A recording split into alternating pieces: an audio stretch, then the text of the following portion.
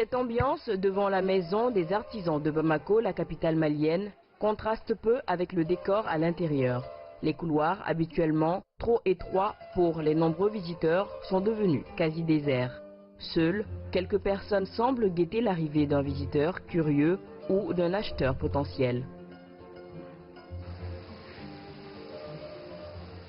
Les choses ne sont pas plus simples pour les maroquiniers. Donc, avec l'absence des touristes aussi, donc les choses vont de mal en pire, quoi. Les maroquiniers se portent très mal aujourd'hui. Des sacs, des pochettes, des ceintures, des porte-clés, toute une panoplie d'articles en cuir est fabriquée sur place. Des peaux de vache, de moutons, de crocodiles et même de serpents. Actuellement, la maroquinerie ne permet plus de se nourrir au Mali.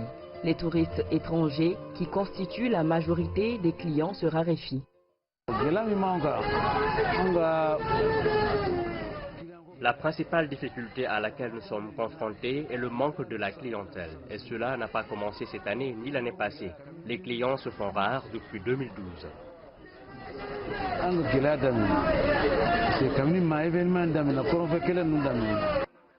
Face à la rareté des touristes, la maroquinerie souffre parallèlement de la non-valorisation locale. Pour Soumonou, si la politique de consommer local était adoptée, comme au Burkina voisin, les artisans souffriraient moins aujourd'hui. On a déjà dit ça à la radio, chose, consommer malien au temps de Moussa Traoré, paix à son âme. On a dit ça, mais ça n'a pas pu marcher. Vous savez, les Africains, ce que nous fabriquons, nous ne consommons pas ça. Ça, c'est pas le Mali, c'est l'Afrique entière. Oui. C'est ce défaut que nous avons là. En plus, le désintérêt de la population locale pour les produits de maroquinerie a contribué au déclin des activités des artisans. Même si leurs produits ont la cote ailleurs, au niveau local, peu de Maliens apprécient ces chefs-d'œuvre.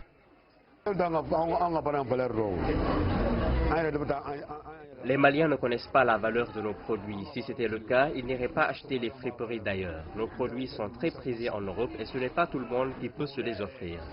C'est pour cela qu'ils viennent ici et nous le savons. C'est pourquoi, quand ils viennent ici, ils achètent beaucoup, alors que les Maliens n'aiment pas nos produits artisanaux.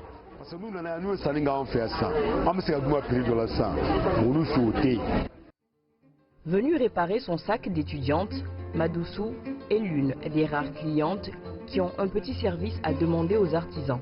Habituée à la maison des artisans, elle regrette que les produits locaux laissent beaucoup de Maliens indifférents malgré leur bonne qualité.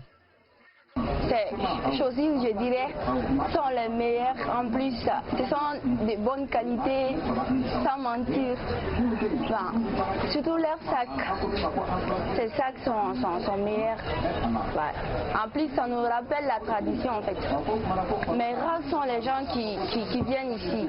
Parce que maintenant, on veut les choses modernes. On oublie la tradition. Alors qu'ici, les choses de la tradition sont meilleures. Ici, à la maison des artisans, ce n'est pas le choix qui manque. Les produits sont variés et attendent des acheteurs. Ce sont des porte-clés, des bracelets faits de peau de crocodile et de portefeuilles. Ici, ce sont des ceintures faites de peau de crocodile et de serpent. On les vend à 10 000 francs CFA, mais on peut les donner à 9 000 francs CFA. Par contre, celles-ci, on les vend à 3 000 francs CFA. Elles sont faites de peau de serpent.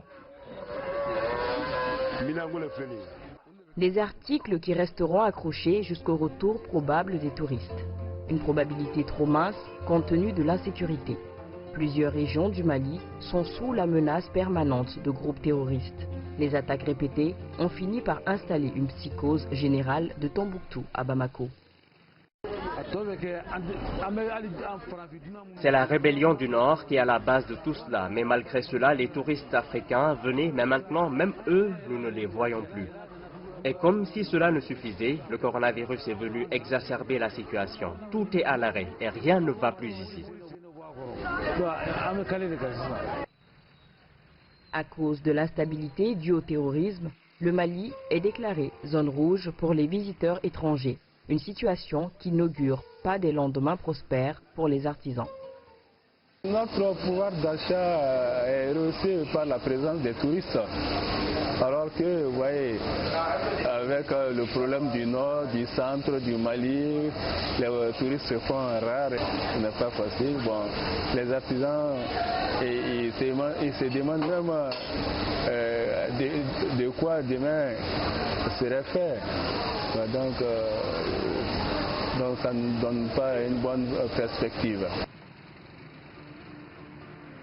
Alors que l'attractivité touristique affaiblit ces dernières années, les conséquences directes se font sentir sur l'économie et donc sur les revenus des artisans. Pour cet ancien conseiller pour les affaires économiques et financières à la présidence de la République du Mali, la situation sécuritaire dans le pays continue d'impacter plusieurs secteurs d'activité, notamment l'artisanat. Et ce secteur sera vraiment sinistré. Donc, parce qu'il n'y aura pas beaucoup de touristes, non seulement parce que vous avez vu que sur la carte sécuritaire du Mali, dans les différentes chancelleries occidentales, 80% du Mali ou 90% du Mali sont en zone rouge, donc zone déconseillée. Donc les touristes ne vont pas venir, les investisseurs aussi vont être prudents. Et tout cela va faire que l'économie va tourner au ralenti. Parce que vous savez, la confiance est le socle de l'économie. S'il n'y a pas de confiance, s'il y a de l'incertitude à moyen et à long terme, les gens temporisent leurs investissements, leurs activités économiques. Une situation d'insécurité qui n'aide pas le Mali à être choisi comme destination. La Fédération nationale des artisans du Mali est ainsi confrontée à un autre obstacle. Malgré leur volonté de s'adapter, la majeure partie des artisans ont du mal à poursuivre leurs activités via les réseaux sociaux. Un grand manque à gagner, ça, on le déplore. Bon, ça fait partie des réalités. Dans les zones du nord, par exemple, là-bas, tout est à l'arrêt. Il faut le reconnaître, tout est à l'arrêt. Et quand j'ai été à Tombouctou pour la formation, je leur ai expliqué ce qui se passe sur les réseaux sociaux. Bon, compte tenu du niveau d'instruction aussi, c'est pas facile à un certain niveau que une artisane de Tombouctou, de Gundam, de Diré puisse s'adapter à cette réalité. Mais le noyau de Bamako, c'est faisable. Outre l'absence des touristes due au phénomène terroriste et exacerbé par la pandémie de coronavirus, les maroquiniers sont confrontés à d'autres difficultés et pas des moindres. L'écoulement de nos produits, c'est la première des choses. Les matériaux, ça c'est deuxième. Troisième, le non-encadrement de l'État. Donc ce sont ces trois critères qui nous empêchent vraiment d'avancer. Faits de peau d'animaux, crocodiles ou serpents, les sacs, les ceintures et les autres bracelets sont fabriqués manuellement avec des motifs traditionnels. Aujourd'hui, pour des soucis de protection des espèces animales, certains produits sont interdits de vente en Europe. Du coup, leur valeur marchande a fortement chuté. Les autres difficultés que nous avons sont relatives au cuir. Nos peaux préférées sont celles des crocodiles et des serpents, mais celles-ci sont aussi interdites depuis fort longtemps en Europe. Mais nous nous débrouillons pour les avoir et les vendre aux clients locaux. Et ce sont ces peaux qui sont les plus prisées qui nous rapportent le plus. Les peaux que nous pouvons vendre sont celles des vaches, des chèvres et des moutons. La baisse d'activité dans le secteur de la maroquinerie est aussi ressentie par les vendeurs de cuir installés aux abords de la maison des artisans. Le problème est que les artisans ne peuvent plus acheter nos peaux parce qu'eux-mêmes ils n'arrivent plus à écouler leurs marchandises. Comme les maroquiniers, les vendeurs de cuir, qui sont en amont de la chaîne de production, souhaitent donc la réouverture des frontières longtemps fermées à cause de la crise sanitaire, ce qui leur permettrait d'exporter leurs produits à défaut du retour des touristes. Toute notre vie, c'est la vente de ces peaux-là. Et aujourd'hui, les clients se font rares à cause de la fermeture des frontières. Justement, la pandémie du coronavirus a touché toute la chaîne artisanale, de la production à la commercialisation. C'est ainsi que la FNAM, la Fédération nationale des artisans du Mali, dont la mission première consiste à défendre les intérêts généraux des artisans, est venu à leur rescousse. Chargé des questions de genre et de gouvernance au sein de la fédération, il fallait trouver une alternative innovante dans ce double contexte de crise sanitaire et sociopolitique. Allusion faite aux manifestations politiques antigouvernementales et aux attaques fréquentes des groupes terroristes. Avec la crise sociopolitique que vit le pays depuis 2012 et aujourd'hui la crise sanitaire de Covid-19, beaucoup de nos partenaires se sont retirés. Maintenant, nous avons concentré les efforts sur les populations mêmes. Les populations maliennes, attirer leur attention sur la consommation des produits faits par les Maliens. Et en fonction de cela, Covid est venu avec une autre réalité qui porte sur le port des masques. Et nous avons demandé à ce que les artisans qui sont dans la confection de tissus, qui soient associés à la gestion de ces masques. Il y a aussi les kits lavage de mains. Les kits lavage de mains, les artisans, ils en ont confectionné de toute nature. Ce ralentissement de l'économie nationale est fortement ressenti par les couches les plus vulnérables. Au-delà du terrorisme, l'instabilité politique du Mali est aussi un facteur aggravant l'absence des touristes. Par conséquent, les investisseurs, surtout étrangers, pourraient redouter un climat des affaires affecté par le contexte sécuritaire et terroriste. En matière d'investissement, c'est le risque politique. Les insurrections, les coups d'État, les changements de loi brusques. Donc vous voyez, quand c'est un signal très fort qu'on donne à l'extérieur par rapport à l'instabilité politique. Plus un pays est instable, moins les gens voudront venir travailler avec ce pays. Il y aura moins d'investissements, il y aura moins de visiteurs, etc.